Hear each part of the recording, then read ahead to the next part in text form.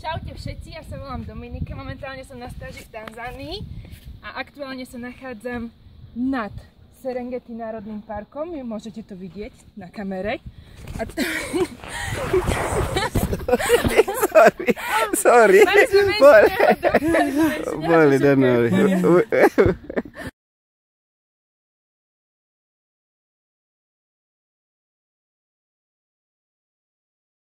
Takže momentálne sa nachádzam pri Kilimanjare, išli sme sa pozrieť na vodopády.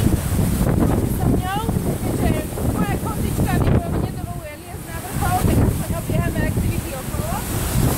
Poďte so mňou, sa trošku schladiť.